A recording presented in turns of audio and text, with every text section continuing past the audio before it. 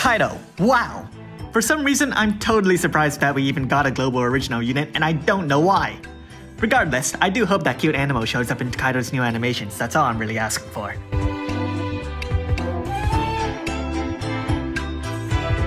So here's Tidebringer Kaito. He looks a lot more colorful now, though I don't really know why. Kinda makes it hard to follow everything in my opinion. Regardless, from the looks of his banner, it'll be pretty similar to Frostblade Exvius, which, frankly, really could have been better. Nevertheless, the banner itself is decent if you're interested in the unit. 28,000 lapis for 66 summons, 3 guaranteed Neovision units but probably not the ones you want, and the same black ticket which appeared in Exvius banner. I briefly spoke about the equipment in this video, and since they look the same, I don't think I'll need to talk about them here. Kaito's other banner is also the same as Exvius. With that in mind, if you don't particularly care for the extra goodies, you can save 3,000 lapis by running this banner 4 times and going to the special one for the first 2 stats. In total, that's 43,000 lapis versus 46,000 lapis, which, obviously, your mileage will vary depending on your current equipment. Now obviously the more expensive route has more to offer, like maybe better rates, VIP coins, and the ticket itself. But personally, for 3,000 lapis, in my experience that better rates is a lie. I don't really use VIP coins that often, and not to brag, but I've got a lot of stuff already. Well, as I've said before, your mileage may vary. Now, Kaito, what are you? His base form is a physical damage dealer and a supporter, and I should note that his original appearance was a breaker instead. Now, after using his true Brave Shift, he does become a breaker again, which seems pretty similar to Fravia. Personally, I do think his Brave Shift sprite looks more consistent, but either way they're both pretty different. On to his rewards. His Trustmaster reward is Close. When equipped onto Kaito, it lets him absorb water damage, but even if your unit isn't Kaito, they do get a booster limit burst regen. In terms of stats, the attack is fine, but not too exceptional. Though, the HP is pretty high for some reason. His Super Trustmaster reward is a 2-handed katana, which is the same as its first appearance. However, it doesn't seem to be locked to water, which bodes pretty well. When equipped onto Kaito, there's extra attack and more HP, there it is again!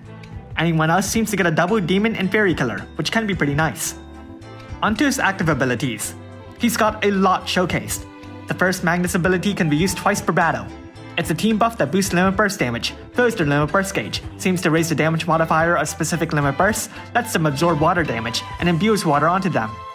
Crashing Wave is a cooldown which removes buffs from your enemies, inflicts an undefined full break, water imperil, and then apparently does the same thing again for the next 2 turns.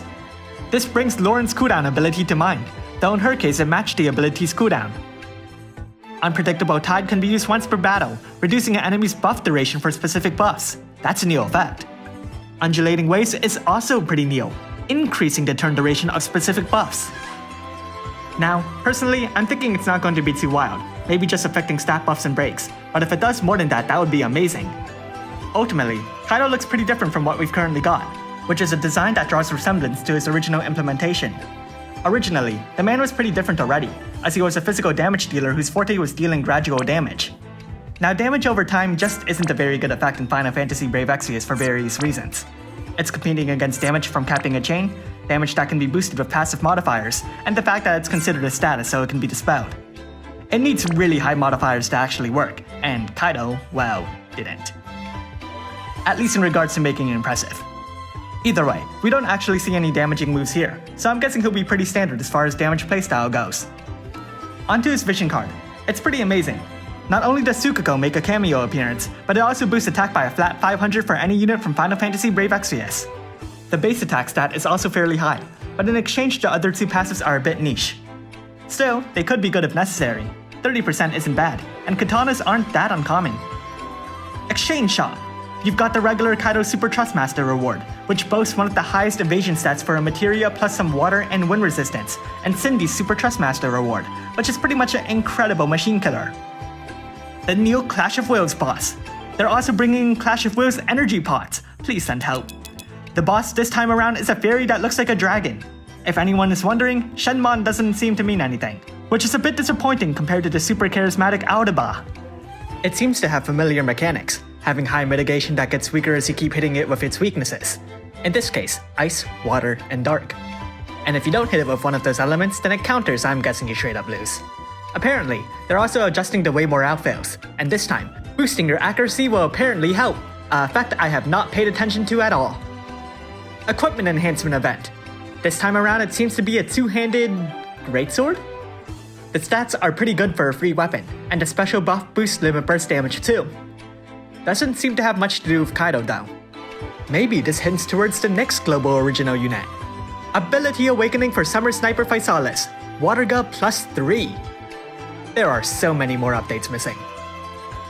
Silent Samurai Login Bonus. Oh yeah, I forgot Kaito doesn't talk that much. Maybe that's why he has no story event.